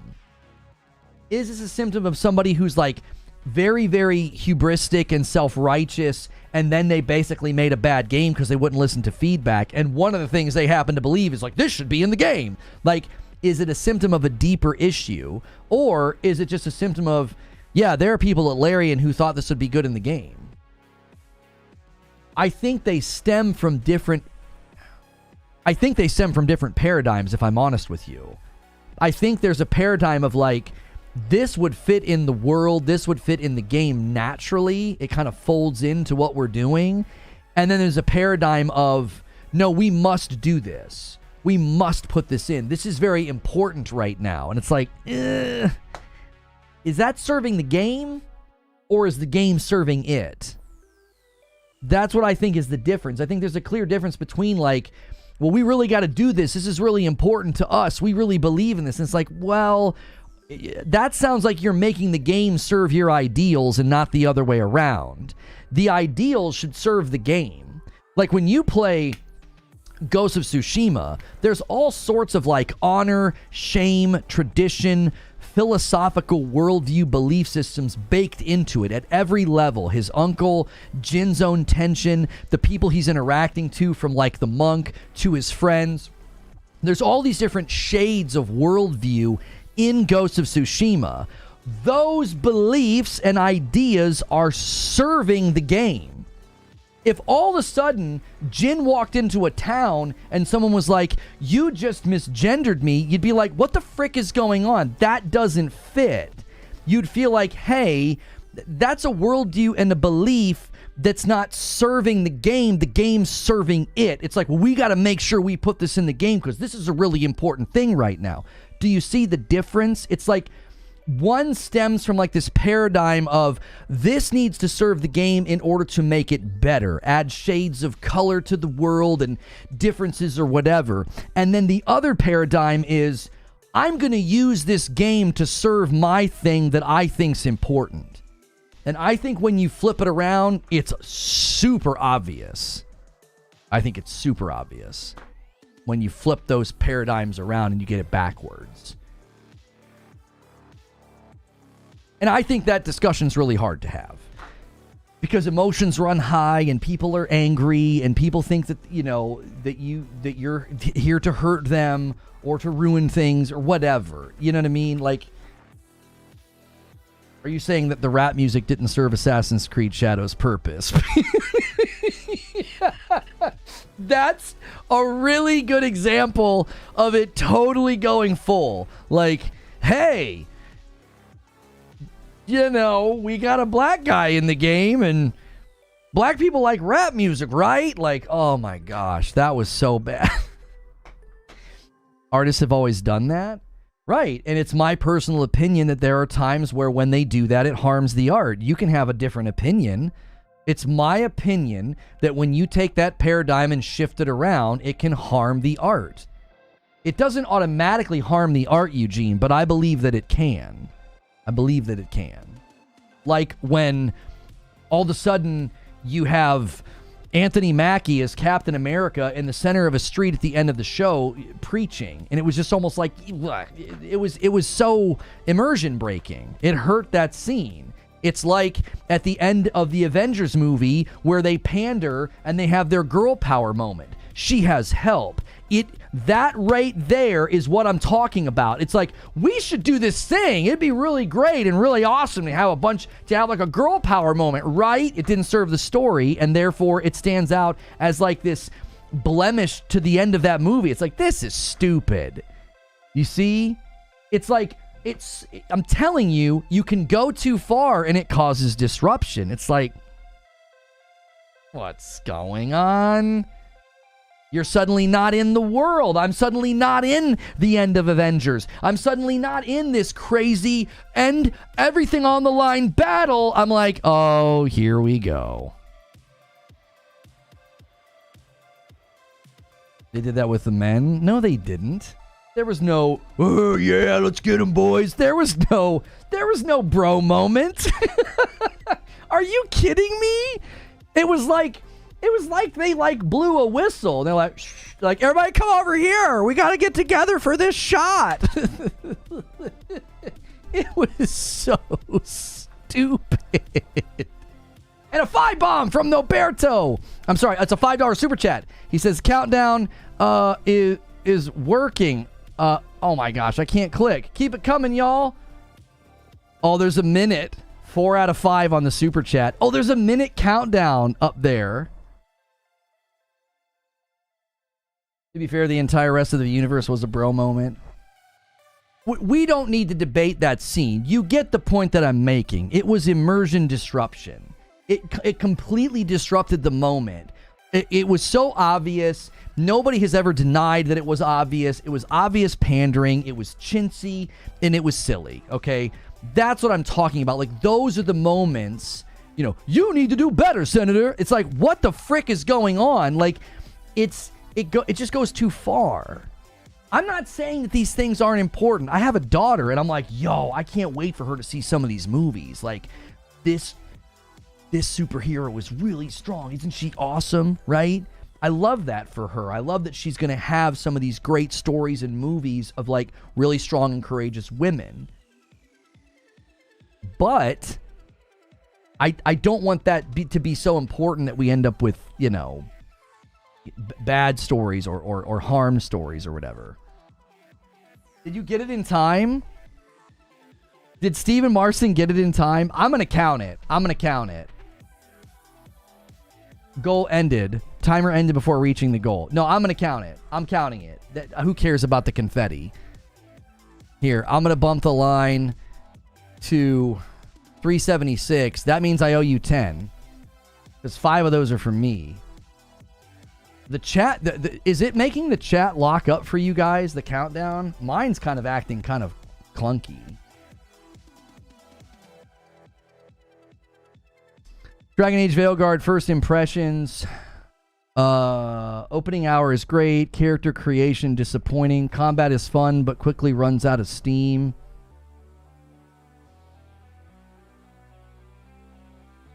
Yeah, my chat is super laggy.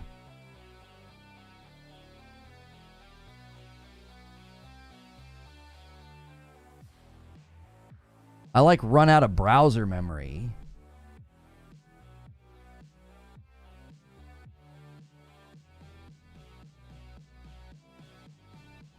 Yeah, it's like that. It's like chat's trying to do too much. I have like an AI summary. I have like super chats popping up.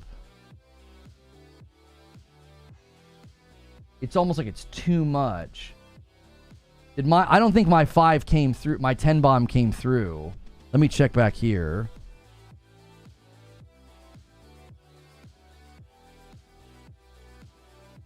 No, it didn't. Okay.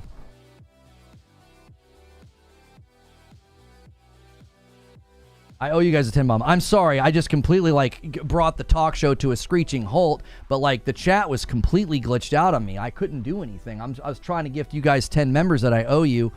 I owe you 5 for the super chat incentive, and then I owed you another 5 for. I actually can help you guys hit the goals now with this new thing at the top. I kind of like that. I think that's kind of fun.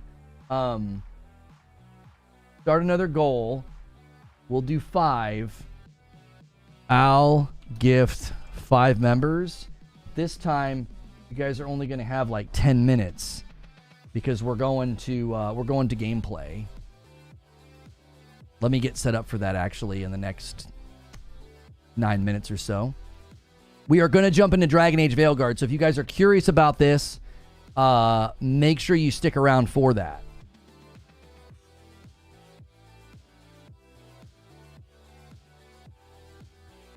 And a 10 bomb from Reforge Gaming. That's right. Hey, somebody ordered some coffee. Guys, don't forget we do have the coffee site up and running. Thank you so much, Adam, for getting a best of both worlds. Don't forget to go to reforgeroast.com if you guys want to support the channel, but also get coffee because you're a coffee drinker. Be sure to do that. Hadigan, thank you for 14 months. Let's get to 300 likes, he says.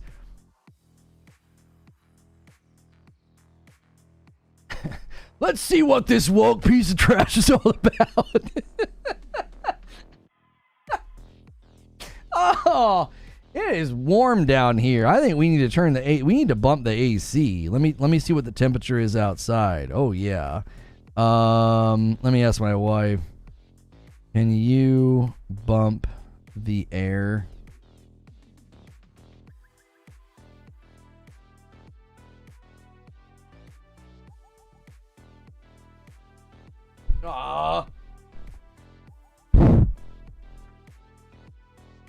Bunch of paint and drywall came down on my microphone. I had that thing stuffed up in there. Temperatures, well, you couldn't pay me to play Dragon Age. Well, I'm gonna do it. I'm gonna do it.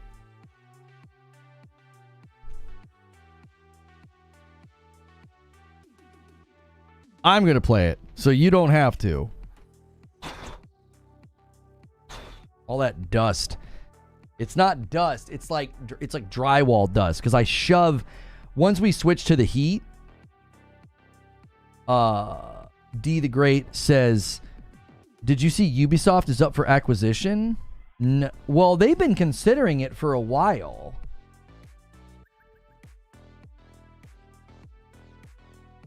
It's 74 degrees outside. Oh, I just heard the air kick on. Thank you, mama. Jeepers. Peep last comment. All right, hang on, Trill. I thought you were going to consider putting alerts back on. I have considered it, but I'm going to have to go in and I'm going to have to set all of the sounds and animations. We don't really have any animations, but I would, yeah, I'm going to play on PS5. Because right now all the sounds are set for Fright Night.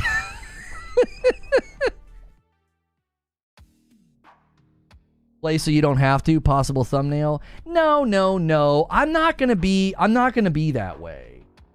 I am not gonna be that. Hang on. You see this?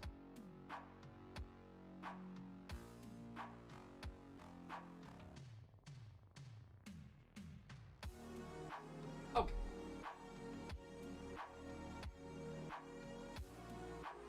There we go.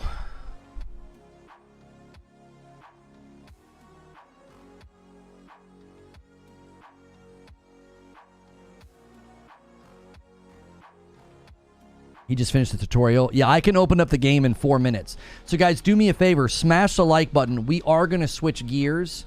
We are going to switch gears to playing this game. And I am not going to be nasty and be like, I'm playing so you don't have to. Like, you know, I am playing it so you don't have to. But, like, I am not trying to be some, like, hater, you know, grifter on this game. I'm going to check it out. I'm going to give you... my thoughts on it.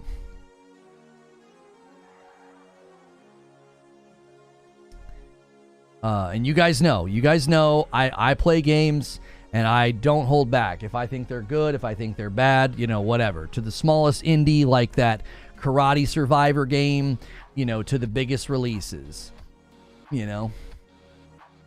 Even my thoughts on the Black Ops 6 campaign, I thought I was very fair to that. I was like, it's good, it's at quality. I applaud them really departing and going in a very different direction, but it just wasn't hooking me. Hearing what I'm hearing about it, I'm very tempted to go back in. Very tempted to go back in. I might even do that. I might even do that for the you know, the members. We could do that in a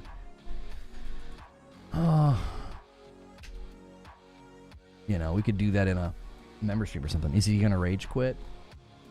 Someone's going to spend 20 minutes in character creation? Probably. I actually might not. I might not. I'll quickly come over it and, like, let people see it. You know? But I don't want to waste a ton of time in it because then, you know, we'll end up... I want to get into the gameplay more than anything. I actually thought Skill Up did an incredible job making his character look like him. I was actually pretty impressed.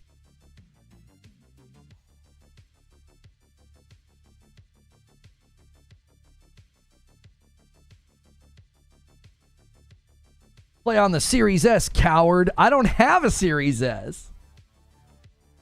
All right, let me get rid of this goal.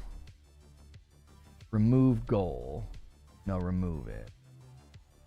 Okay, there we go. I'll do a new one next time. I like that. I actually think that's I think I like that. Like basically like you guys super chat and then I just hand the members off to the community. So it doesn't actually it does support, but it also supports the community. It's kind of like a bit of both. I think that's a good mixture. And thank you to everybody who supported that Vampire Hunters stream yesterday. It's actually doing really, really well. Like it's gotten picked up by search, so people are searching for that game. So make sure and check that game out from yesterday if you haven't already. It's like Vampire Survivors, but it's called Vampire Hunters, and it's like a first-person shooter with lots of guns. It was really, really cool. Isn't that being taxed twice by YouTube?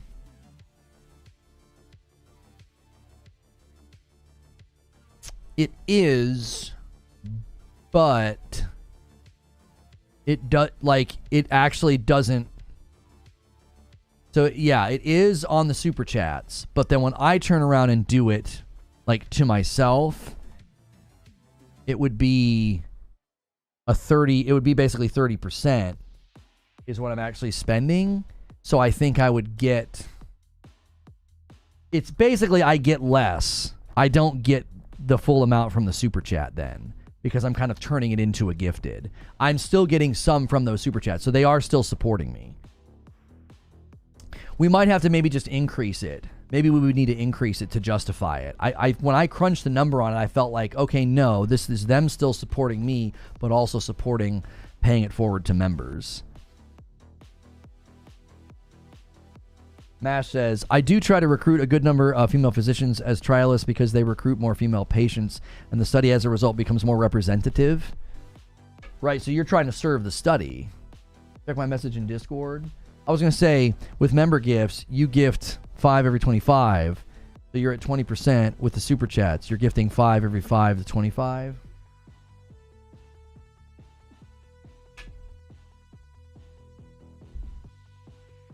You should reform your gifting under an LLC.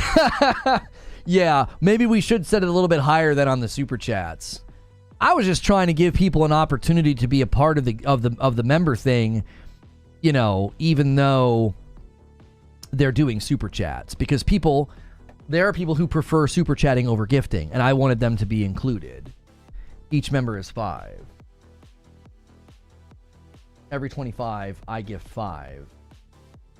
Oh, I see what you're saying. So it would need to be... Yeah. Set it way higher. Super chat amount vary. No, I can set it to be 5 super chats at 5 or higher. I could just set it to be like, we need 10 super chats at 5 or higher, and I'll give 5. I just liked it being the same.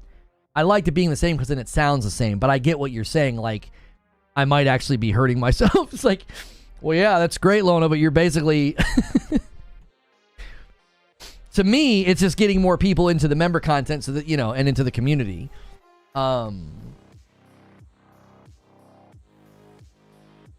Okay. Accept. Text language, voiceover. Yes. Yes. Yes. No. Camera shake, no. Motion blur, no. Input mapping, invert Y, access, yes. Access main program. Access main system files. Please! I hate this hack of crap. Whenever I'm like talking to myself like that and I'm doing something, I'm like reading words out loud, it always makes me think of that scene from Jurassic Park. Samuel L. Jackson's like, access main program. Access main... Please! Hate this hack crap.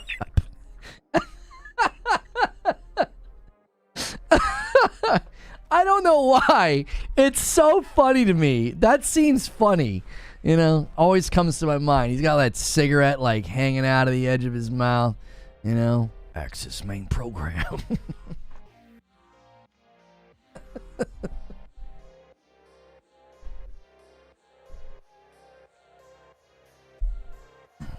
Lono's gaming the system because he wants to play A Quiet Place. No. I asked people. I said, hey, I know a lot of you guys super chat instead of gifting. And they kind of, some of them explained why. You forgot the magic word. Yeah. Hold on to your butts. My kids love when I say that. Like when we're in the car and I'm like, yeah, we're going to take this turn, you know, like we're about to miss the light or something. And I'm like, hold on to your butts. They love that. That's like their favorite thing. And then Madam scolds me. If you don't do things that make your kids laugh and get scolded by your wife, then you're really missing out. You're missing out on a lot of joy. You're missing out on a lot of joy. Okay. All right. Here we go. Guys, do me a favor when we get over there. Thank you for not using profanity. It's refreshing and professional. Oh, you're welcome. I appreciate you being here, Tina. Yeah, we are a safe for work broadcast. Now, if you get a membership and you come to members only content, you'll hear some swearing, usually from my producer, sometimes from me. I've tried to cool that down. I'm trying to swear less. In my own personal life, I don't swear all that often. All right, here we go. You guys ready? Let's switch to this. And let's turn this music off. Click that link in chat.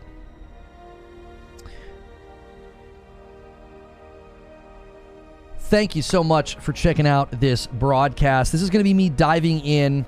I haven't touched it yet. It just went live. Dragon Age The Veilguard gameplay. I am playing on PS5 performance mode. Digital Foundry had some different views of Dragon Age The Veilguard gameplay in PS5 performance mode. They praised it. I thought it looked kind of muddy, so we'll see where it lands. I'm mainly interested in gameplay and combat, so I'll give you a brief flyover of the systems and as well as the character creator. Now, my community goes crazy with gifted members, so you'll hear me interrupt this broadcast a lot. I'm going to end the previous stream and redirect folks over, and then I'll change that thumbnail to not say